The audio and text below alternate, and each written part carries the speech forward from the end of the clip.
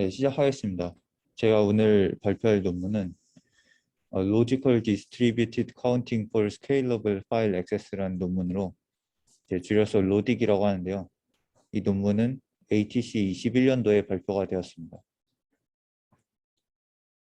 그래서 우선 백그라운드부터 살펴보겠습니다. 그래서 이제 그 레퍼런스 카운팅이라는 것이 커널 내에서 이제 많이 일어나고 있는 일인데요. 이것은 이제 예를 들어서 우리가 어떤 피지컬 페이지를 여러 프로세스 간에 공유하는 상황에서 그러한 피지컬 페이지를 리클레임 하기 전에 어떤 프로세스가 이것을 사용하고 있는지, 몇 개가 사용하고 있는지 그런 것들을 알아야 될 필요가 있습니다. 그래서 그러한 커널 오브젝트는 이제 피지컬 페이지와 말고도 아이노드, 파일 디스크립터 테이블 등등 여러 가지가 있을 텐데요. 그런데 이제 기존의 리눅스에서는 이러한 레퍼런스 카운터를 그 커널 오브젝트 안에 아토믹 변수를 두어서 거기다가 이제 인크리멘트하고 디크리멘트 하는 방식으로 사용을 해왔습니다. 그런데 이제 그렇게 되면은 문제가 뭐냐면 이제 멀티코어 시스템에서 그 아토믹 변수를 건드리게 되면 여러 코어에 있는 캐시 라인에 영향을 줄 수 있기 때문에 CPU 코어가 늘어남에 따라서 이제 스케일러빌리티 이슈가 발생하게 됩니다. 그래서 이제 안타깝게도 CPU 코어의 수가 굉장히 많이 증가하고 있고, 또한 이제 한 가지 더 문제가 있는데 그것은 이제 메인 메모리의 수가 점차 증가함에 따라서 유지해야 될 예를 들면 피지컬 페이지와 같은 그런 커널 오브젝트의 수도 점차 늘어나고 있다는 점입니다. 그래서 레퍼런스 카운터의 개념은 굉장히 간단한데요. 이러한 그 세 개 프로세스가 각각 이제 리드를 하는 기간이 다를 때 아래와 같이 이제 레퍼런스 카운터가 하나씩 증가를 했다가 이제 그 프로세스가 언레퍼런스를 하면 그 카운터가 떨어지는 것을 확인을 할 수 있습니다. 그래서 이제 메모리 부족 같은 상황에서 커널이 해당 페이지를 리클레임 하기 전에 이 레퍼런스 카운터가 반드시 0이 되어야 되겠습니다. 그래서 이러한 문제를 해결하기 위해서 기존에 여러 연구들이 있었는데요. 기존의 연구들 같은 경우에는 CPU 코어당 로컬 카운터를 두는 방식으로 이런 문제를 해결을 했습니다. 그래서 글로벌 카운트 하나만 있을 때에는 해당 카운터를 바꾸면 다른 코어의 캐시 라인에 전부 영향을 주지만 이제 업데이트를 할 때는 그 로컬 카운트만을 변경을 하는 것이죠. 그리고 이제 카운터 쿼리라고 해서 앞서와 같이 이제 레퍼런스 카운트를 알 필요가 있을 때에는 전체 이제 로컬 카운트를 모아서 업데이트를 이제 글로벌 카운트에 해주면 되겠죠. 근데 이제 이것도 이제 문제가 있는 게 일단 쿼리 퍼포먼스가 굉장히 좋지 않습니다. 그래서 쿼리 퍼포먼스가 CPU의 수에 비례하게 되죠. 네, 그리고 이러한 로컬 카운트는 로컬 카운트의 개수도 이제 CPU 코어에 비례하기 때문에 그것을 위한 메모리 컨섬션이 굉장히 증가하게 됩니다. 그래서 기존 연구들에서는 전부 이제 퍼코어 어프로치를 사용을 했는데 가장 나이브하게는 모든 커널 오브젝트를 모든 코어마다 이제 레퍼런스 카운트를 두는 방식으로 사용을 했고, 이제 메모리 컨섬션이 굉장히 많아지고 하니까 이제 그 코어마다 레퍼런스 카운트를 전부 두는 것이 아니라 캐시 같은 것을 두는 형태로도 이제 연구가 진행된 바 있습니다. 하지만 그것들은 이제 CPU 코어가 늘어남에 따라서 스케일러빌리티가 좋지 않다는 문제들을 완전하게 근본적으로 해결해 주지는 못했습니다. 이 논문에서는 여러 가지 커널 오브젝트 중에서 쉐어드 파일 블락에 해당되는 쉐어드 파일 블락에 조금 초점을 맞춰서 이제 최적화를 했는데요. 이제 일단 쉐어드 파일 블락 같은 경우는 이제 파일 블락을 읽는 것이 커널에서 일어나는 굉장히 자주 일어나는 중요한 오퍼레이션 중에 하나가 되고요. 그리고 피지컬 페이지가 실제로 메모리의 큰 부분을 차지하기도 하고, 그리고 파일 블락 같은 경우는 여러 프로세스 간에 쉐어링 되는 그 경우가 많이 있습니다. 그런데 이제 액세스 듀레이션이 짧다는 것도 이제 여기서 이제 쉐어드 파일 블락에 초점을 맞춘 이유 중에 하나가 되는데요. 이제 이 논문에서 그 조사를 해본 결과 실제로 그 쉐어링 되는 경우는 다른 오브젝트에 비해서 많지만 그것이 실제로 사용되는 기간은 굉장히 짧다는 것을 확인을 하였습니다. 그래서 이 논문에서는 기존의 펄 코어 어프로치에서 펄 프로세스 어프로치로 변경을 함으로써 실제로 그것을 사용하고 있는 프로세스만 로컬 카운터를 가지겠습니다.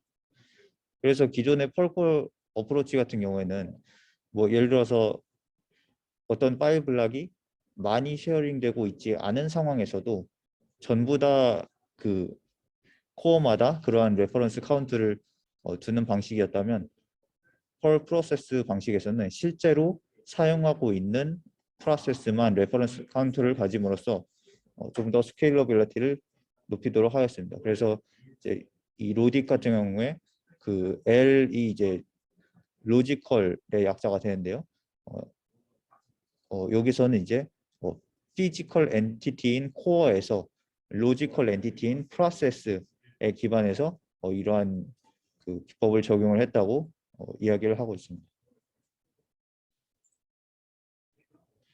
그래서 이것은 이제 개념적으로는 굉장히 간단합니다. 그래서 어떤 페이지 프레임이 접근이 되었을 때 해당하는 레퍼런스 카운터를 프로세스에 따라서 올리면 됩니다. 근데 여기 이제 사실은 로컬 카운트만 항상 증가를 시키는 건 아니고 글로벌 카운트를 증가시킬 경우도 있는데요. 네, 조금 뒤에 설명을 드리겠습니다. 그래서 이러한 어프로치에서 펄 프로세스마다 레퍼런스 카운터를 두기 위해서는 그 프로세스에 해당하는 어떤 커널 오브젝트 안에 그 레퍼런스 카운터를 두어야 되는데요. 이 논문에서는 이런 식으로 그 페이지 테이블 엔트리 안에 사용되지 않는 bit을 이용을 해서 여기에 로컬 카운트를 저장을 했습니다. 그래서 여기서는 이제 7비트를 사용하고 있습니다. 그리고 이것 같은 경우에는 이 페이지 테이블 엔트리를 업데이트를 할 때 이제 아토믹한 인스트럭션을 사용을 해서 업데이트를 하고 있습니다. 네, 근데 그 근거는 사실은 이제 아토믹한 인스트럭션을 사용을 한다고 하면 다른 캐시 라인에 전부 영향을 주게 됩니다. 근데 일단 제가 아까 말씀드렸듯이 이것은 로컬 카운트에 해당되므로 일반적인 경우에는 한 CPU 코어만 건드리게 될 거고요. 드물게 그렇지 않은 경우도 있을 수 있습니다. 예를 들어서 어떤 프로세스가 한 코어에서 실행되다가 다른 코어로 마이그레이션 된 경우에는 그 이전 코어까지 그 코어의 캐시 라인까지 영향을 줄 수 있지만 예, 그래서 그런 경우를 이제 레퍼런스 스플릿이라고 하는데요. 그런 경우가 굉장히 드물게 발생하기 때문에 아토믹 인스트럭션을 사용해도 성능에 크게 지장을 주지 않는다고 하였습니다. 네, 그래서 이러한 그 로컬 카운트를 이용해서 레퍼런싱을 하는 과정을 살펴보겠습니다. 그래서 이제 로지컬하게는 그 하이 레벨로 살펴보면 어떤 페이지 프레임이 접근이 됐을 때 해당 프로세스의 로컬 카운트를 증가를 시켜주면 되는데요. 이제 맨 처음에 이제 페이지 프레임이 접근이 되었습니다. 그러면은 그 페이지 프레임을 가지고 그 해당 버추얼 어드레스를 찾아가서 그 버추얼 어드레스의 페이지 테이블 여기에 있는 로컬 카운트를 이제 증가를 시켜주면 됩니다. 네, 이제 이 리버스 매핑 같은 경우에 피지컬 페이지에서 버추얼 어드레스를 찾아가는 과정이 필요한데 이 부분에 대해서 조금 더 자세히 설명을 해보겠습니다. 사실은 이거는 이제 커널에서 어떻게 해주면 되는 일인데, 그러니까 구현의 디테일이라고 생각을 하는데 이 논문에서는 이 부분에 대해서도 좀 그 중요성 있게 컨트리뷰션을 주장을 했기 때문에 좀 더 살펴보겠습니다. 근데 그 전에 이제 레퍼런싱이 어떻게 되는지를 말씀을 드리면, 이제 어떤 페이지 프레임이 이제 접근이 됐을 때 그 페이지 프레임이 엠맵되지 않았거나 엠맵되지 않은 경우에는 그 해당 페이지 프레임의 아토믹 변수를 건드릴 수밖에 없죠. 그리고 만약에 엠맵됐다 하더라도 그 컨텐션이 낮은 경우, 그러니까 해당 페이지 프레임에 접근하는 프로세스의 수가 적은 경우에는 그냥 글로벌 카운트를 올려줍니다. 그리고 실제 그 엠맵되었고 그 컨텐션이 높다 그런 경우에는 로컬 카운트를 업데이트를 해주게 됩니다. 그리고 여기 이거는 이제 폴리시에 해당하는 걸 텐데, 그 컨텐션이 높다 낮다의 기준은 이제 어떤 그 페이지 프레임을 봤을 때 이제 이 언더스코어 맵 카운트라는 변수는 페이지 프레임 안에 있는 변수가 되는데요. 이것은 그 해당 페이지 프레임을 엠맵하고 있는 프로세스의 수를 나타냅니다. 그래서 이것이 이제 4보다 작으면 그 컨텐션이 낮다고 판단을 하였습니다. 네, 그래서 앞서 얘기한 리버스 매핑에 대해서 조금 더 자세히 살펴보겠습니다. 그래서 이 리버스 매핑 같은 경우에는 그 가장 쉽게 생각할 수 있는 사용의 예가 어떤 페이지를 리클레임할 때 사용이 됩니다. 그래서 어떤 페이지 프레임을 리클레임하게 되면 그 페이지 테이블 엔트리도 고쳐줘야 됩니다. 그러니까 여러 프로세스에서 접근하고 있는 페이지 프레임에 대해서 그 페이지 프레임을 리클레임 할 때 그 페이지 테이블 엔트리가 더 이상 그 페이지 프레임을 가리키지 못하도록 해당 페이지 테이블 엔트리에 들어가서 해당 사항을 언링크를 해줘야 되는 것입니다. 그래서 그런 경우에 이러한 리버스 매핑이 필요하게 되는데요. 네, 그래서 이제 리버스 매핑이라는 것은 기존 리눅스에서도 사용되고 있는 방식이었습니다. 그래서 여기 있는 IMMap이라고 하는 변수를 통해서 그것이 가능한데요. 이 IMMap이라고 하는 것은 그 해당 페이지 프레임을 엠맵하고 있는 모든 VMA를 나타내게 됩니다. 그래서 VMA는 잘 알다시피 이제 VM 에어리어 스트럭트라고 하는 버추얼 메모리 세그먼트들을 나타내는 그 커널 내의 자료 구조가 되겠습니다. 그래서 이것을 모두 스캔을 함으로써 그 해당 페이지 프레임을 매핑하고 있는 정보를 알 수가 있습니다.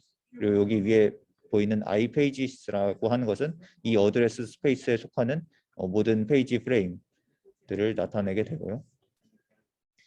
그런데 이렇게 그 리버스 매핑을 진행하게 되면 어떤 문제가 발생하냐면 특정 페이지 프레임을 매핑하고 있는 모든 프로세스를 보게 됩니다. 그래서 그 프로세스들의 모든 VMA를 체크를 해야 되기 때문에 성능이 굉장히 낮아질 수 있습니다. 그래서 여기서는 이제 새로운 기법을 사용을 했는데요. 그래서 사실은 그 어떤 파일을 리드 또는 라이트를 할 때 그 해당 프로세스의 컨텍스트에서 실행이 되기 때문에 그 커널 내 커런트 변수를 이용해서 해당 프로세스를 접근을 할 수 있습니다. 그러면은 이제 해당 프로세스의 이제 태스크 스트럭트에 있는 스트럭트라는 그 구조체에서 이 안에 있는 MMRB 이것을 통해서 VMA들의 리스트를 확인을 할 수 있습니다. 네, 그래서 뭐 구조는 이런 식으로 되어 있고요. 이 태스크 스트럭트가 그 해당 뭐 오퍼레이션을 호출한 프로세스를 의미를 하는 것이고, 여기서 이제 MM 스트럭처에 접근을 해서 이제 emmap 베이스 변수를 통해서 그 해당 VMA를 찾을 수가 있게 됩니다. 그래서 여기서 나온 워크로드에서는 일반적으로 이 VMA가 대략 뭐 그 수백 개 정도, 수십 개에서 수백 개 정도가 되는데요. 여기서 이제 그 또 한 가지 이제 최적화를 한 것은 이 MMRB를 통해서 emmap 베이스를 통해서 그 이것이 할당되는 순서대로 VMA를 찾아 나가다 보면 대략 뭐 10개 이하에서 우리가 원하는 VMA를 찾을 수가 있다는 점입니다. 그래서 이것을 그 여기서는 중요한 컨트리뷰션으로 얘기를 했고, 그리고 그 궁금해서 제가 한 가지 찾아본 것은 여기에 있는 VM 에어리어 스트럭트 그 포인터로 지정된 mmap이라는 변수와 mmrb가 어떤 차이가 있는지 궁금해서 이제 추가적으로 살펴봤는데, 이 mmap 같은 경우에는 그냥 이제 리스트 형태로 되어 있어서 만약에 모든 VMA를 접근하고자 할 때는 그냥 이 mmap 변수를 사용하면 되고, 이제 특정 그 주소에 대해서 VMA를 찾고자 할 때는 이 밑에 있는 그 레드 블랙 트리 mmrb를 사용해서 접근을 하면 되겠습니다. 우리의 경우에는 이제 그 특정 주소에 해당하는 VMA를 찾고자 하는 것이기 때문에 mmrb를 사용하면 되겠습니다.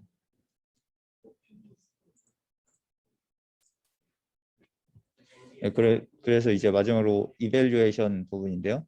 이제 뭐 실제 워크로드를 두 가지 경우에서 측정을 했는데, 이제 락스DB와 엔진엑스. 엔진엑스 같은 경우는 이제 웹 서버를 역할을 하는 프로그램이 되고요. 그리고 뭐 스펙은 이와 같이 되고, 그리고 그 여기서는 5가지의 서로 다른 레퍼런스 카운팅 스킴을 적용을 해봤습니다. 그래서 첫 번째는 바닐라 리눅스입니다. 바닐라 리눅스 같은 경우는 아토믹 변수를 사용해서 각 커널 오브젝트마다 그 레퍼런스 글로벌 레퍼런스 카운트만 두고요.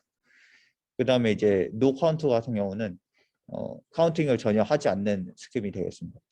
그리고 랩 캐시와 페이고는 기존의 그 퍼코어 로컬 카운팅 하는 방식의 방식들의 두 가지 예시가 되고, 마지막으로 이 논문에서 제시한 로딕이 되겠습니다. 그래서 이제 락스DB와 엔진엑스 어플리케이션을 살펴봤을 때 이제 프로세스 수가 증가함에 따라서 로딕이 기존 그 어프로치들에 비해서 그렇게 나쁘지 않는 성능을 보여주는 것을 확인을 했습니다. 네, 뭐 이런 식으로 결과가 나왔고요.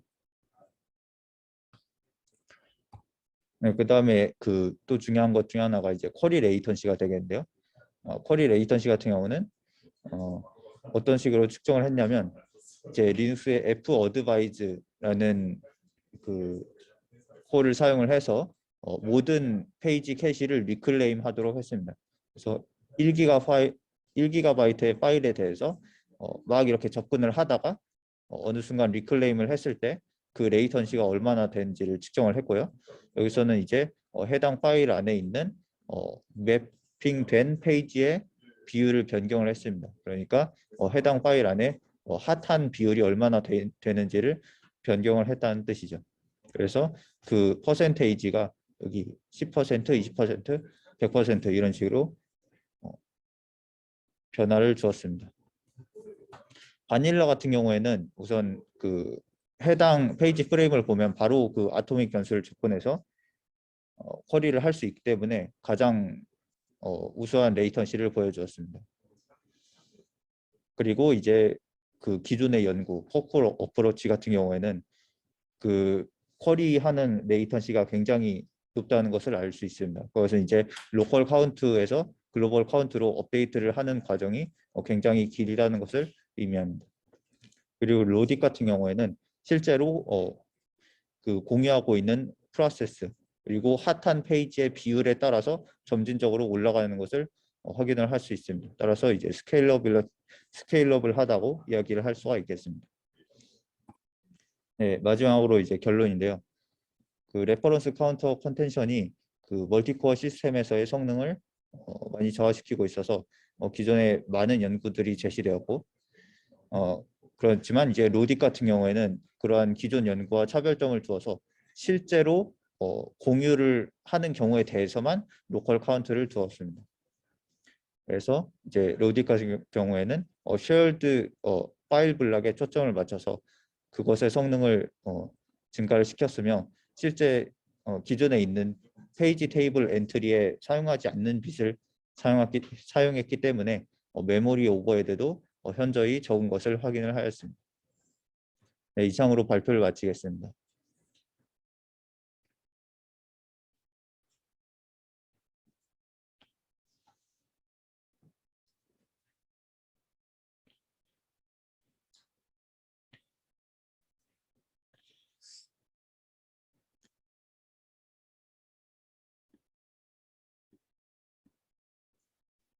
네, 혹시 질문 있으신가요?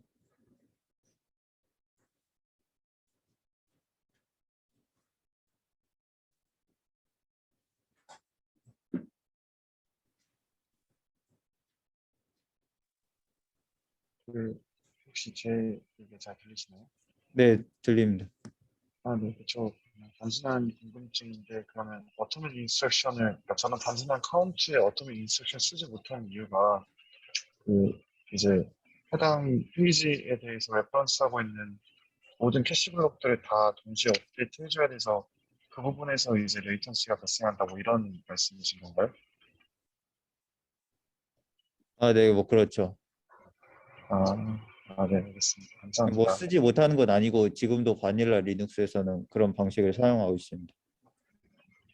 아, 네, 알겠습니다. 감사합니다.